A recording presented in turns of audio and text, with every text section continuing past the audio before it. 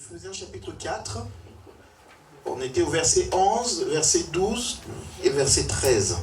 Je lis la parole. Donc, on va attendre que... Ok, vas-y. Éphésiens chapitre 4, à partir du verset 11. C'est lui qui a donné les uns comme apôtres, les autres comme prophètes, les autres comme évangélistes, les autres comme bergers et enseignants. Verset 12. Il a fait pour former les saints aux tâches du service en vue de l'édification du corps de Christ, jusqu'à ce que nous parvenions tous à l'unité de la foi et de la connaissance du Fils de Dieu, à la maturité de l'adulte, à la mesure de la stature parfaite de Christ. Amen. Amen. Ok. Il y a une version de la Bible, je ne sais pas, il faudra la chercher. Ces paroles vivantes. Elle n'est pas, comment dire, on la trouve pas trop partout. Paroles vivantes, vous l'avez en PDF sur internet ou je sais pas, un truc comme ça. Je l'ai ici. Je vais lire verset 11. Ses dons aux hommes sont variés. Il nous a donné certains frères comme apôtres. Vous voyez, ici c'est plus clair. Hein? Donc j'avais dit la dernière fois que Dieu a fait un don. C'est un cadeau qu'il a donné à l'église. Donc il nous a donné certains frères comme apôtres, d'autres comme porte-parole de Dieu, d'autres comme évangélistes, d'autres encore comme bergers et enseignants. Verset 12, tous ces dons ont été accordés pour le perfectionnement des chrétiens, afin qu'ils soient tous convenablement équipés pour leur service et que chacun soit rendu capable d'exercer son ministère en vue de la formation du corps de Christ. Amen. Donc on avait déjà expliqué que les pasteurs, les prophètes, les docteurs, les évangélistes, tout ce monde-là sont des cadeaux que Dieu a fait aux hommes, à l'église. Dans quel but? Dans le but de former les frères et les sœurs. Vous vous souvenez? Ok. Donc, ça veut dire que, nous avons dit dimanche dernier que chaque croyant, Dieu appelle chaque croyant à une formation. Dieu appelle chaque chrétien à être perfectionné. Ça veut dire que quand nous naissons de nouveau, nous venons à Christ, nous ne sommes pas encore équipés. Nous ne sommes pas encore parfaits. Nous ne sommes pas arrivés à la stature parfaite de Christ. Bien que, ça c'est encore une autre question, c'est vraiment à l'enlèvement que nous serons exactement comme lui. Amen. Donc, quand je viens à Christ, je suis appelé à être rendu parfait. Et pour être rendu parfait, donc on a cité qu'il y a les apôtres, les docteurs, les évangélistes, les pasteurs. Donc tout ce monde-là nous amène à grandir, à être équipés, mais sur la base de la parole de Dieu. Ici, quand il est dit apôtre, vous savez, hein, les chrétiens sont fondés sur l'enseignement des apôtres. D'accord? On est formé sur la base de l'enseignement des apôtres. Quand il est parlé des prophètes, il n'est pas question ici de prophétie comme nous le connaissons aujourd'hui. Hein? Être équipé, c'est pas on va te dire ta vie, on va te dire ton lendemain, non. Et le prophète ici, il équipait le chrétien sur la base des Écritures. Amen, amen, amen. Donc, est-ce que vous suivez? Pasteur, évangéliste, docteur, prophète, apôtre, tout ce monde-là vont équiper les frères et sœurs sur la base de quoi? De la parole. 2 Timothée chapitre 3 verset 16, si quelqu'un peut le trouver. 2 Timothée chapitre 3 verset 16. Donc ça va être sur la base de la parole que le chrétien doit être équipé. Donc tout chrétien doit être formé et équipé. J'avais dit dimanche dernier que Jésus, en montant au ciel, a dit « Faites de toutes les nations des disciples, les baptisant au nom du Père, du Fils et du Saint-Esprit. » Et elle a dit quoi?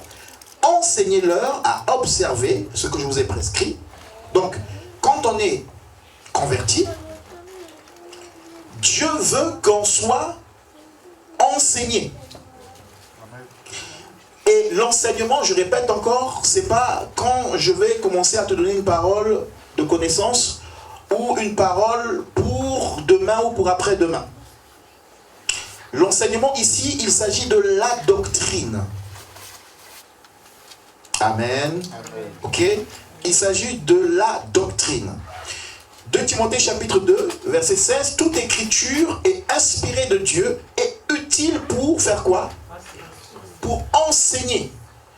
La parole est utile pour enseigner.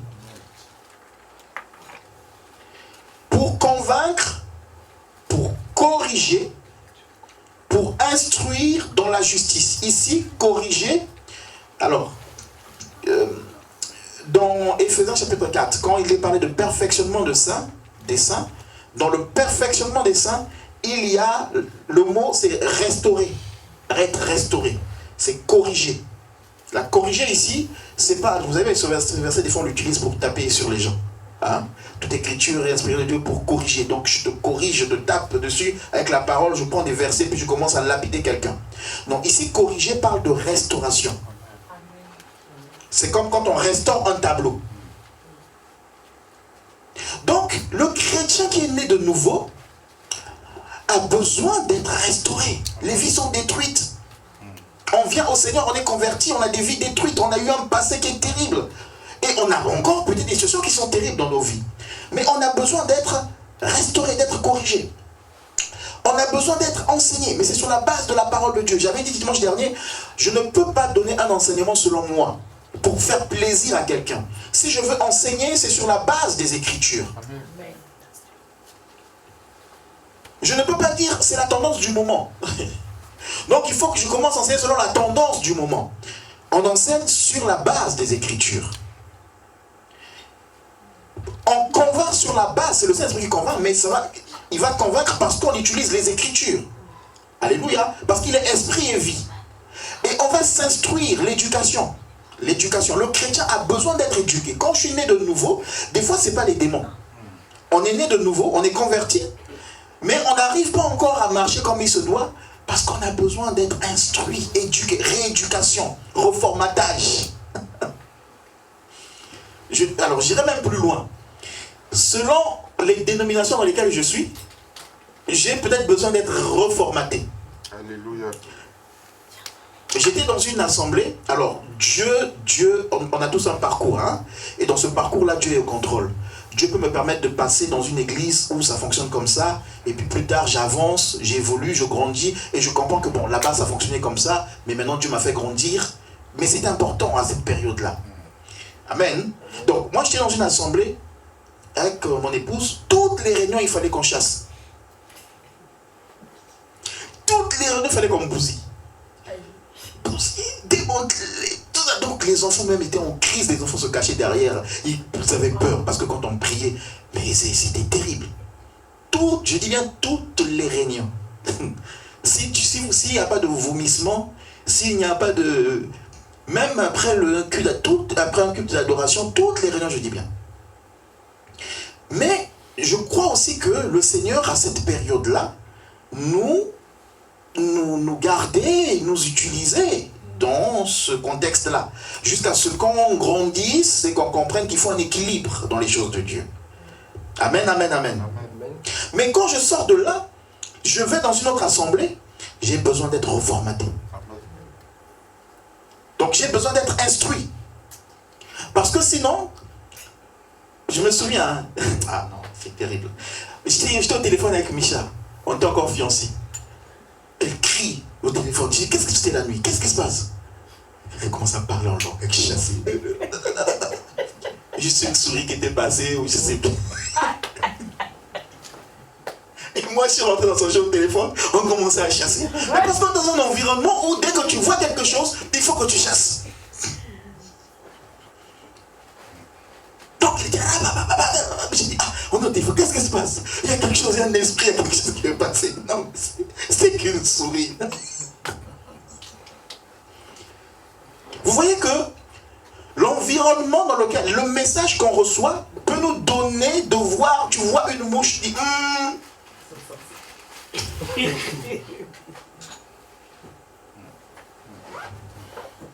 Amen. Donc, et on a besoin d'être instruit. Donc ici, Dieu va d'abord nous corriger, il va restaurer, et après, il va nous instruire, pour nous reformater, nous éduquer. Et c'est en cela le perfectionnement. Donc, dimanche dernier, je disais que tous les saints ont besoin d'être équipés. On a dit pourquoi. On a dit ils doivent être équipés, pleinement matures. Verset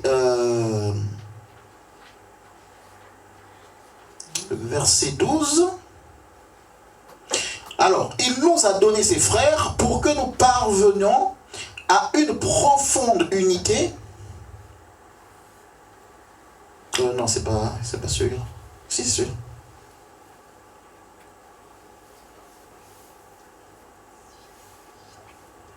Oui, donc c'est le verset 11. Donc il dit, pardon, verset 12.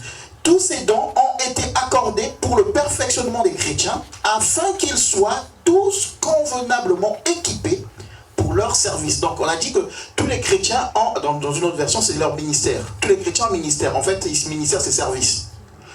Alors, j'avais expliqué, dimanche dernier, je n'étais pas allé trop loin, mais je disais, qu'est-ce que ça veut dire? Est-ce que ça veut dire que on veut juste que tu sois formé pour jouer au piano? Est-ce que ça veut dire que Dieu, ici, veut juste que tu sois formé pour faire le protocole, tu reçois quelqu'un, tu le fais asseoir? Est-ce que c'est ça que ça veut dire? En partie, oui. Mais, celui qui est au protocole, celui qui est au piano, celui qui est à la trésorerie, peu importe, a besoin d'être équipé dans la doctrine. Parce qu'il va chanter la doctrine.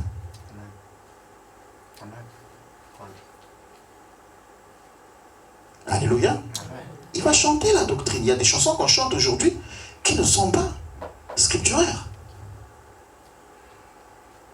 Mais si tu n'es pas équipé, tout ce que tu entends, tu le rechantes, alors que ce n'est pas fondé sur la parole. Celui qui est au protocole va recevoir les gens, il va les faire asseoir. Mais quand on va commencer à échanger avec lui, c'est-à-dire que la personne qui l'a reçu, qui l'a fait asseoir, cette personne dit, oui, mais j'étais à telle église, j'ai vu, il y avait un frère là, il s'appelait Sorge, vraiment, il reçoit bien les gens, il les fait bien asseoir. Mais j'avais une question la semaine dernière sur la question du salut. Est-ce qu'un chrétien, par exemple, qui est né de nouveau peut aller en enfer ou pas? Mais il m'a dit, il ne savait pas, il faut qu'il demande à son pasteur. Bon, j'avais une autre question. Est-ce que Jésus est Dieu? Parce qu'en ce moment, il y a beaucoup de débats sur Internet sur la divinité de Jésus. Bon, lui, il n'a pas pu me répondre.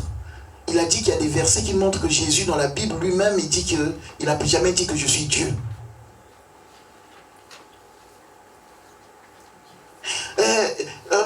Là-bas, on a dit que... comment? On doit donner la dîme, et là-bas on a dit on ne doit pas donner la dîme. Bon, je lui ai posé la question, Sorgi, parce qu'il m'a reçu à l'église, là c'est lui qui m'a fait asseoir, tout ça. Je lui ai demandé, mais en fait il ne connaît pas. Et donc finalement le Sorgi lui-même, hein, il est ballotté à tout vent de doctrine. J'étais à telle église, on m'a dit qu'il faut prier avec le sel. J'ai demandé à Sorge, est-ce que dans la Bible, est-ce que je peux prier avec le sel ou avec des oignons? Bon, je peux rajouter un peu de cube magie et l'huile d'olive, tiens. Mais lui, il m'a dit que sur Internet, il avait vu dans une église, c'est vrai qu'on priait avec le sel et l'huile. Donc, bon, on peut toujours faire ça. Mais il ne sait pas trop. Il va demander au pasteur. Donc lui, il est dans l'église, il est dans le service, mais il n'est pas équipé. Et lui-même déjà, il est à gauche et à droite. Est-ce que je me fais comprendre?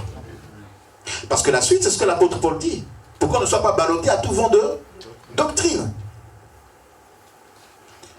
Donc nous avons, tu as besoin, je dis 2025, sois équipés. Amen. Et l'équipement, c'est toujours compliqué. Parce que l'équipement, c'est la formation. Ça a toujours été difficile et les gens n'aiment pas la formation. Je le répète toujours, les gens n'aiment pas la formation. Dès qu'on commence la formation, là... Mais à la fin de la formation, on est bien, on n'est plus ignorant. Alléluia. Amen. Donc nous avons tous un ministère à accomplir. 1 Corinthiens chapitre 15, pardon. 1 Corinthiens chapitre 15. On va prendre les deux derniers versets. Attends, je vais ici. 1 Corinthiens chapitre 15.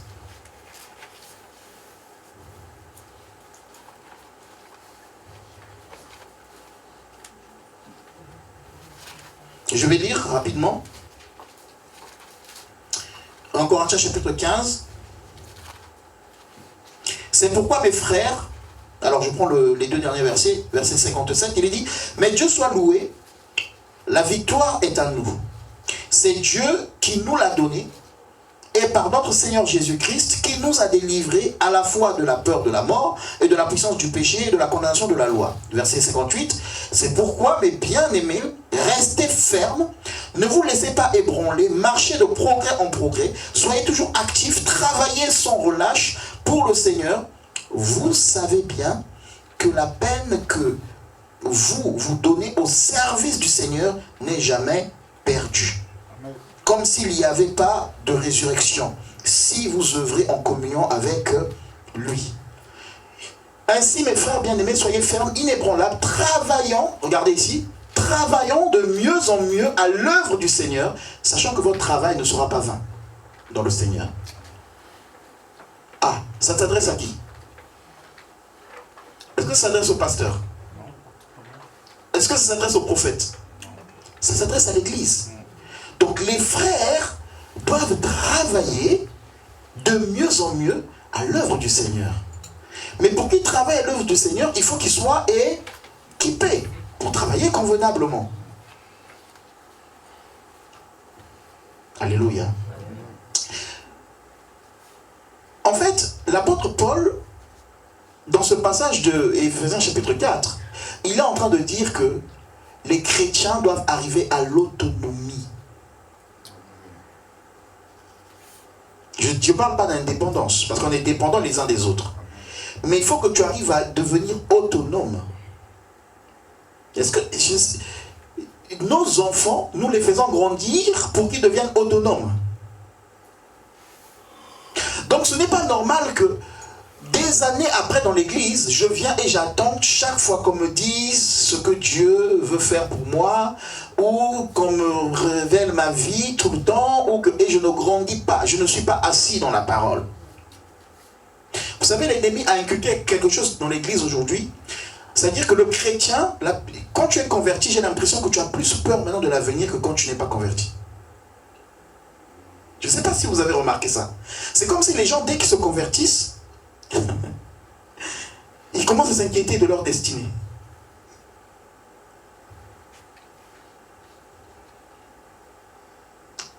Et quand je parle de destinée ici, la vision que nous avons de façon générale, c'est comment je deviendrai, l'élévation, je serai, enfin, ma vie. C'est-à-dire que on rentre dans le plan de Dieu et on commence à stresser. Chaque jour, je travaille à rentrer dans, à façonner quelque chose, à mettre en place quelque chose. Non, Dieu a préparé un plan pour toi. Est-ce que vous comprenez? Ce plan-là, pour le vivre, tiens-toi dans la présence de Dieu. Tiens-toi dans la parole. Tiens-toi dans l'enseignement. J'ai une question à poser. Qu'est-ce que Joseph a fait en se disant, bon, tiens, j'avais rêvé qu'un jour j'allais être, enfin, même le rêve qu'il a eu, il n'avait pas comment dire ça? Il n'avait pas l'éclaircissement qu'il allait être prince gouverneur d'Égypte. Est-ce que vous comprenez? Quand il est en Égypte, il n'est pas en train de se dire dans sa tête, demain je serai gouverneur d'Égypte. Donc je travaille à ma destinée. Je ne sais pas si vous comprenez ce que je veux dire. Le monsieur a fait quoi? Il sait qu'il a une promesse, mais Dieu l'accomplira cette promesse. L'accomplissement, ce n'est pas mon problème. Ce qu'il a besoin de faire, lui, c'était quoi? Qu'est-ce qu'il avait besoin de faire? y va, non? Qu'est-ce qu'il avait besoin de faire? C'est pas parce que je vous pose la question comment je connais toi. Moi aussi c'était comme ça, j'ai appris seulement. Qu'est-ce que Joseph avait besoin de faire? Les enfants. Il avait juste besoin d'être fidèle à Dieu. De marcher dans la parole. Je ne sais pas si vous savez. Il avait juste besoin d'entretenir sa relation avec Dieu. Il est chez la femme de Potiphar. Il dit non, moi ça, je ne peux pas. Et je ne veux pas. Je ne le ferai pas. Parce que j'ai une alliance. Il ne dit pas parce que j'ai une destinée. Parce que des chrétiens aujourd'hui aiment plus la destinée que celui qui conduit dans la destinée. Je me tiens dans la sainteté parce que j'ai une grande destinée. Non, je me tiens dans la sainteté parce que j'ai un ami qui est saint. J'ai un Dieu qui est saint. Et je dois demeurer dans la sainteté. Alléluia. Donc il n'est pas dans une projection de « je serai ». Mais il est dans la relation avec Dieu. Et dans cette relation avec Dieu, je connais les œuvres que j'ai formées pour vous. C'est Dieu qui les connaît. Et il te conduit tout doucement. Il te conduit. Donc première chose, relation avec Dieu. Deuxième chose, le même Joseph, il fait quoi? Il est au service des autres, équipé. Équipé pour être au service des autres. Vous voyez? Quand je parle d'équipement ici, pour édifier le corps de Christ, eh bien Joseph était équipé. Donc en prison, comme il est équipé, il est au service des autres. Comme il est équipé, il peut voir, discerner que eux aujourd'hui là, ils ne vont pas bien. Beaucoup de chrétiens n'arrivent pas à discerner l'état d'esprit ou les difficultés des autres parce que eux-mêmes ne sont pas en communion avec Dieu. Ils ne sont pas disposés pour donner ce qu'ils ont reçu aux autres. Joseph est en train de regarder les deux, il dit, d'habitude vous n'êtes pas comme ça. Ce n'est pas eux qui lui ont parlé, c'est lui qui est venu. D'habitude vous n'êtes pas comme ça, vous avez une mauvaise mine aujourd'hui. Qu'est-ce que vous avez? Et là, il exerce le don auprès des autres. C'est dans cela qu'il est rentré dans le plan de Dieu. Et encore une fois de plus, il ne l'a pas fait pour dire, ah je vais faire ça, parce que quand je vais les aider, je vais rentrer après dans le plan de Dieu. Non, il le fait parce qu'il est équipé, il est appelé. Il est un don pour les autres. Que tu sois un don pour les autres. Amen. Ta bénédiction est dans le fait d'être un don pour les autres. Hier, je sais pas, le témoignage je l'ai déjà donné un tout petit peu, mais vous savez, quand vous... comment expliquer ça? Je fais bref. Ça fait 7-8 mois que je suis en train de chercher des phares, hein, des lumières. J'en ai déjà parlé là. Je suis en train de chercher des lumières pour la voiture. Et avant-hier, j'étais au garage, encore une fois de plus, ils m'ont dit attention. Je l'ai dit, je crois que je l'ai dit.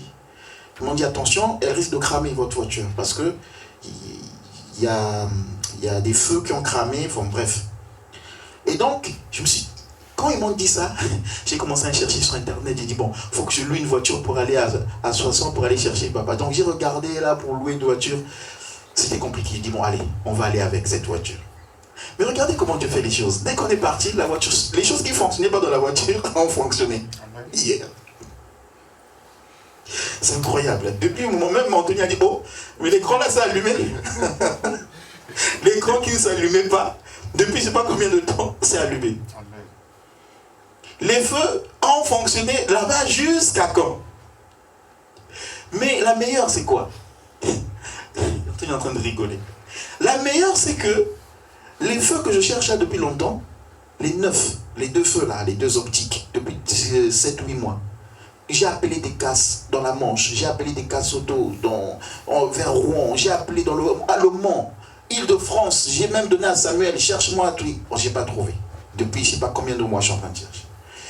Et hier sur la route, je dis, Comme ça me vient à l'esprit. Tiens, appelle un peu les cases à 60, ça se trouve, tu vas trouver ça là-bas. Parce que 9, ça ne se voit pas. 9, ça ne se voit pas.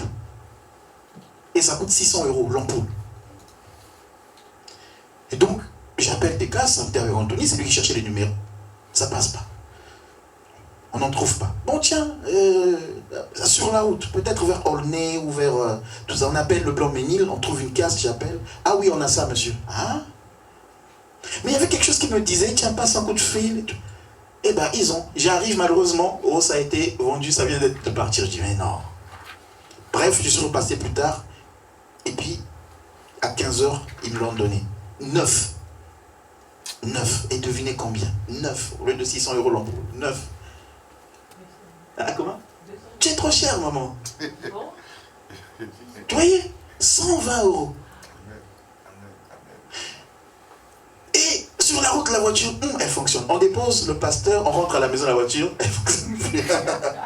J'ai dit à Micha, donc on dirait que nous, on n'a pas cette onction. Et là, Micha me dit, ouais, bah, il faut lire son livre, hein, tu vas voir.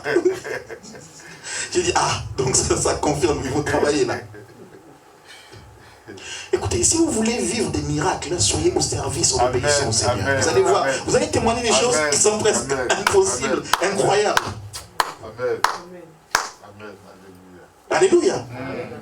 Et donc, ce que je cherchais depuis longtemps, et ben demain, dans la semaine, on va réparer.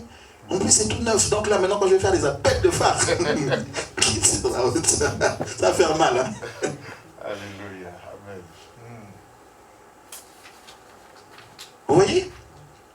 Donc, on est au service les uns et Dieu veut nous équiper. Il veut nous équiper de la doctrine pour être au service des uns et des autres. Et il n'y aura pas des chrétiens qui rentrent dans la vie de Dieu, mais inquiets. Donc, tellement inquiets de l'avenir, il ne sait pas. Est-ce que je suis sauvé ou je ne suis pas sauvé? Pas d'assurance du salut. Est-ce que je suis baptisé du Saint-Esprit? Pardon. Non, mais des fois, ça me rend triste. Est-ce que j'ai reçu le Saint-Esprit? Est-ce que Dieu m'a vraiment pardonné? Hier, je suis tombé. Est-ce qu'il m'a vraiment pardonné? Est-ce que je peux prendre la Sainte Seine? Ah non, je ne suis pas assez saint pour prendre la Sainte Seine. Je vais reprendre une retraite spirituelle. Et même quand j'ai fini de prendre la retraite pour prendre la Sainte Seine, ah non, je ne suis pas assez saint. Il faut que tu aies la doctrine. Il faut que tu sois équipé. Et si tu n'es pas équipé, je répète encore, on va se retrouver avec... Moi, je suis des fois étonné. Après, c'est question de conviction de chacun. Mais des fois, je suis étonné. Mais non, cette prière-là, il faut que je la fasse avec un oignon, le sel et tout. Des fois, des chrétiens qui me disent des choses. Le nom de Jésus n'est pas assez puissant pour te sauver.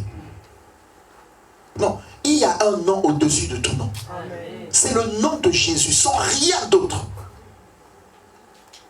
Vous savez, le paganisme, hein, on mélange certaines pratiques. On mélange certaines pratiques. Alors que tu as reçu le nom au-dessus de tout nom. L'apôtre Pierre pourrait dire, je n'ai ni argent ni or, mais ce que j'ai, je te le donne. Au nom de Jésus, lève-toi. Alléluia. Et quand on n'a pas la doctrine, eh bien, on n'examine plus les Écritures. Les gens parlent beaucoup de discernement, mais le discernement est dans l'équipement. Alors, il y a le discernement des esprits, le don du Dieu en donnant un don, mais pour discerner, c'est ce que même moi je suis en train de dire, il faut que vous lisez. Si vous méditez, ou comment dire, vous avez la connaissance de 90% de ce livre-là, en l'étudiant, ben vous avez, je vais dire, 90% de capacité à discerner si ce que je dis est vrai ou pas vrai. Donc le discernement, qui parle de jugement, hein, discerner si c'est ça ou c'est pas ça, va être le résultat de l'étude de la parole de Dieu. Alléluia. Amen. Seigneur, fais qu'en 2025, Amen. nous ayons des disciples. Amen. Dans le nom de Jésus. Amen. Des hommes et des femmes assoiffés de ta parole. Qui posent des questions. Qui veulent te découvrir encore plus. Seigneur, tu as donné des hommes pour le perfectionnement des saints. Pour que nos frères et sœurs, pour que nous soyons parfaits. Que nous puissions ensemble, alléluia, grandir et être efficaces dans le service pour la construction de la vie des uns et des autres. Nous voulons être dispensateurs, alléluia, de la vie de Dieu, de la vérité de Dieu. Aide-nous à cela, Seigneur. Aide-nous. Change notre mentalité, Seigneur. Change notre mentalité. Et donne-nous d'accepter l'équipement que tu veux nous donner. Il y a un prix, un sacrifice. Mais qu'est-ce qu'on est heureux de savoir qu'on a travaillé et qu'on a reçu. Fais-nous grâce dans le nom de Jésus. Pour la seule gloire de ton nom.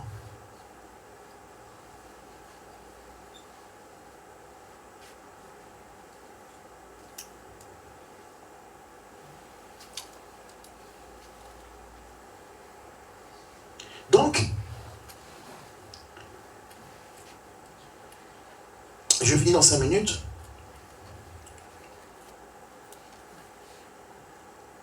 Donc, il est dit, jusqu'à ce que nous soyons parvenus à l'unité de la foi, à la connaissance du Fils de Dieu, et à l'état d'homme fait, et à la mesure de la stature parfaite de Christ. Vous allez remarquer que l'apôtre Paul va beaucoup parler de la connaissance de Dieu, la connaissance de Christ, la connaissance. Et encore une fois de plus, excusez-moi, mais c'est peut-être un défaut. Mais on n'est pas tous pareils, heureusement on est différents. Moi vraiment mon truc c'est la parole. Encore une fois de plus, je suis triste de voir les chrétiens qui courent, qui ont besoin de la connaissance de leur avenir, plus de la connaissance de leur avenir que de la connaissance de Christ.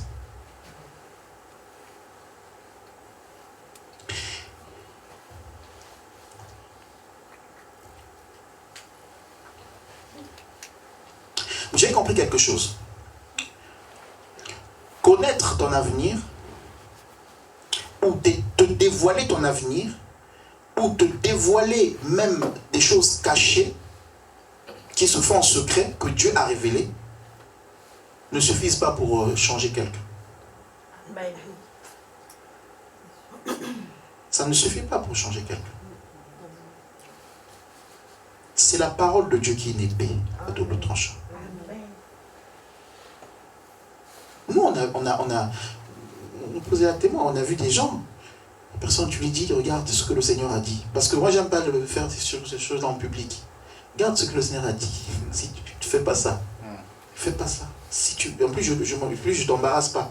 Je dis, si tu veux le faire, ne le fais pas. Moi, si tu me dis ça, je sais pas, hein, peut-être que ça va susciter un peu de crainte quand même. Mais non, la personne, elle fait le péché.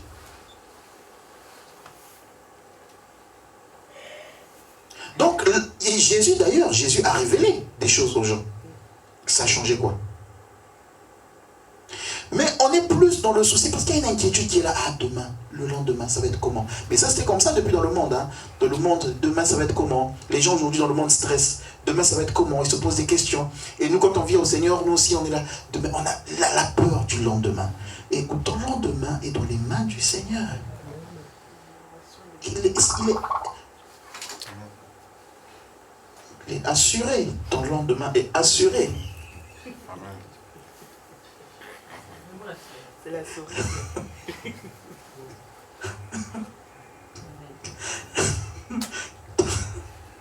C'est ça qui vous réveille, hein?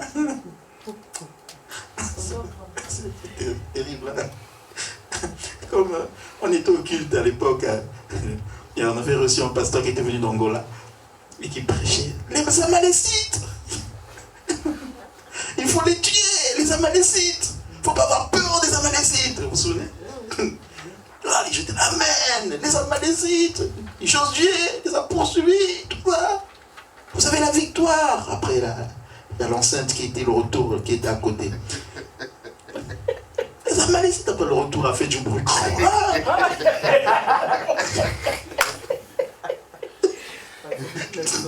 Toute l'église. Un soir, il s'est retrouvé, il dit, ah, mais lui qui nous dit les Amalécites.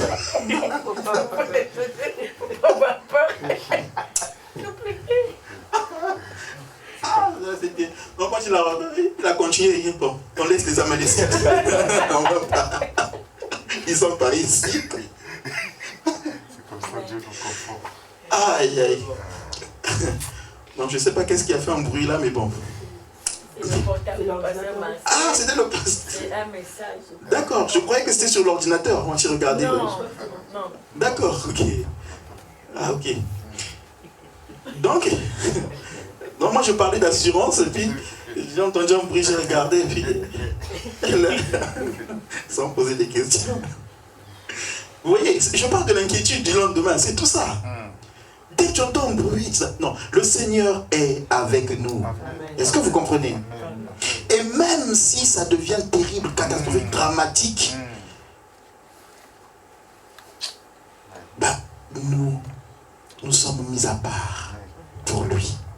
Est-ce que vous comprenez ça? Bon, je ne vais pas parler de ça. Donc, il faut qu'on soit perfectionné. Je vais lire un dernier verset et puis on va s'arrêter là. Donc, c'est dans Actes chapitre 20. Actes chapitre 20, verset 32. Si on peut juste l'afficher.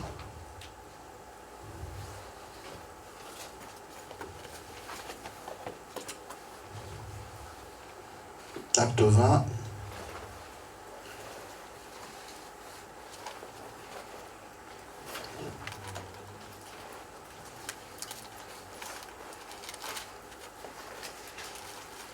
Si quelqu'un a trouvé, peut lire. Alors, je vais lire. Jusqu'à ce que nous soyons... non, c'est pas ça. Tu as trouvé, Michel, tu peux lire? Oui, vas-y. Je lis la parole. Acte 20, verset 32. Et maintenant, frères, je vous confie à Dieu et au message de sa grâce, lui qui a le pouvoir d'édifier et de vous donner un héritage avec tous les saints. Amen. Amen. Alors je vais commencer au verset 31. Soyez donc vigilants. Rappelez-vous que pendant 3 années, je n'ai cessé à nuit comme jour de vous conseiller et de vous avertir un par un, parfois avec larmes.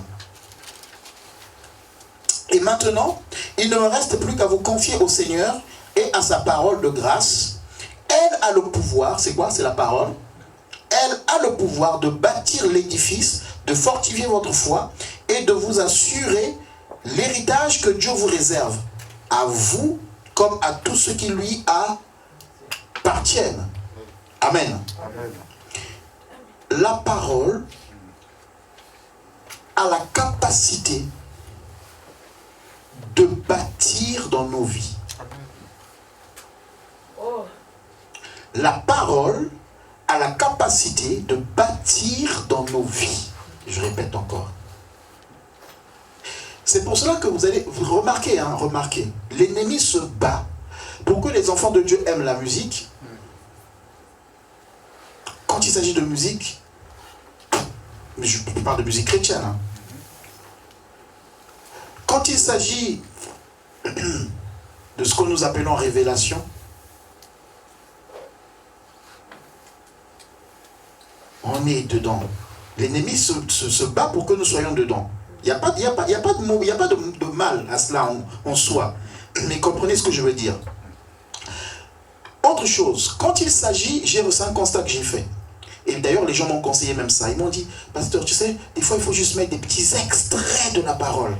Parce que les gens ne peuvent plus écouter pendant longtemps. Nous, on a fait comment quand on était jeunes là? On avait 18 ans, 19 ans. On passait, l'enseignement commençait à 14h jusqu'à 18h, 19h, on était encore là en train de suivre. Regardez l'histoire d'Équitus qui est tombé. Paul, on faisait quoi? Il enseignait pendant longtemps. Donc aujourd'hui, la tendance c'est, bon, on fait juste des petits extraits. Et aujourd'hui, les gens, vous mettez une petite vidéo, un court extrait, oui, les gens écoutent ça. Bon, tu vois, il y a beaucoup de vues. Mais un message, c'est compliqué. Un enseignement surtout, c'est compliqué.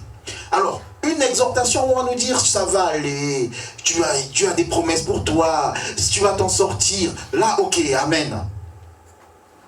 Mais là où on va nous révéler Christ pour que nous soyons bâtis, là où on va nous révéler la profondeur de Dieu, on a du mal à s'asseoir et apprendre de Dieu.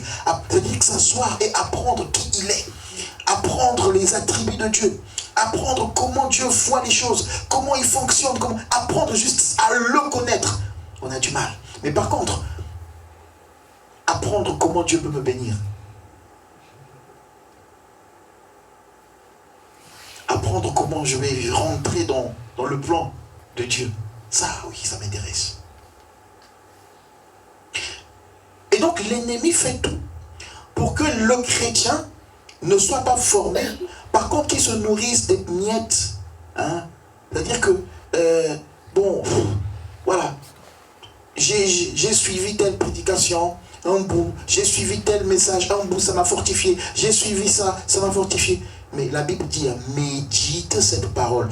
Médite, c'est-à-dire réfléchis sur cette parole. Redis-la toi, reparle, ressasse cette parole. Médite-la jour et nuit. Est-ce que vous comprenez? Alléluia. Amen. Et quand on arrive là, à ce niveau-là, c'est là qu'on commence à comprendre vraiment qui est Dieu. On commence à le découvrir. On commence à comprendre que ce Dieu-là, tel qu'il est décrit, tel qu'il est expliqué dans sa parole, jamais, jamais, il ne m'abandonnera. Et parce qu'il m'aime, je vais me relever. Alléluia. Même si je traverse des temps difficiles, jamais je ne vais aller voir quelqu'un qui va me donner Dieu plus quelque chose d'autre. Parce que tellement je le connais. Mais c'est là dans la parole. Alléluia. Amen. Je nous encourage. 2025. Payons le prix de la parole. Amen. Acte chapitre 6, Pierre dira, choisissons des hommes qui vont servir aux tables. Nous allons nous consacrer à la parole et à la prière. Je prie pour que nous soyons une assemblée qui se consacre à la parole et à la prière. Amen. Alléluia. Le secret, il est là. Il est là. Je peux citer plein de choses, mais le secret, il est là. Jésus répond à ça par la parole. Alléluia. Seigneur, aide-nous. Dieu veut que tu sois équipé. Est-ce que tu peux dire à quelqu'un, Dieu veut que tu sois équipé? Je veux que tu sois équipé. Amen. Dieu veut que tu sois équipé. Mais c'est une grâce. Mais c'est une grâce. C'est-à-dire que Dieu vous donne de la valeur. Mais vous la refusez, cette valeur. Il vous prend là, on aime dire, il m'a pris dans la boue dans laquelle j'étais. Mais oui, mais il m'a lavé. Mais il ne s'est pas arrêté à me laver. Après, il m'a mis dans son palais. Et dans son palais, il veut maintenant m'équiper pour me donner des responsabilités. Imaginez le président Macron, Macron, bon, il est président, il va démissionner. Oh là là, il va démissionner. Après, on va changer de président. Hein, je voulais dire, on passera. Mais imaginez le roi, comment il s'appelle là. Et Charles vous prend. Vous étiez dans la rue, abandonné, tout ça, vous n'aviez rien. Il vous prend, il vous lave, il vous nettoie correctement, il vous met chez lui. Mais après, il ne vous donne aucune responsabilité. En fait, vous êtes juste là, vous asseyez là-bas, vous mangez. Hein. Vous dormez bien, mais c'est tout. Vous serez quand même triste. Hein. Dès que vous voulez faire quelque chose, il dit non. Tu dors seulement, tu manges, point barre. Mais ici au palais, toi, tu es... Voilà, c'est tout. Vous serez quand même triste. Pas valorisé. Par contre, s'il commence à vous confier des choses, là, vous allez dire, oui, j'étais rien. Mais on m'a fait confiance, on m'a confié des choses. Et c'est ce que Dieu fait. Dieu vous prend et il veut vous équiper. Il ne se limite pas à vous garder là et puis bon, tu restes là. Non, il te donne une responsabilité. C'est-à-dire qu'il voit en toi quelqu'un qui peut être capable de gérer ses affaires. Il te fait confiance. Là où les hommes ne t'ont pas fait confiance, lui il dit, non seulement je te sauve, mais je veux te donner les outils, les éléments, pour que tu sois un gestionnaire de mes biens. Waouh! Quelle grâce! Quelle valeur! Et puis nous on dit, ah non Seigneur, moi je préfère seulement qu'on me dise, oh Dieu, au nom de Jésus, ici, nous déclarons au nom de Jésus dans cette assemblée, nous déclarons dans la vie des frères et des sœurs, des hommes et des femmes outillés, équipés, des hommes et des femmes capables d'annoncer Christ dans toute la vérité, dans le nom de Jésus-Christ, des hommes et des femmes capables de demeurer dans la vraie doctrine, des hommes et des femmes capables d'amener la délivrance dans la vie des autres. Seigneur, merci parce que tu le fais. Nous le croyons dans le nom de Jésus-Christ. Que la gloire te revienne, Seigneur. Au nom de Jésus. Amen. Amen. Amen.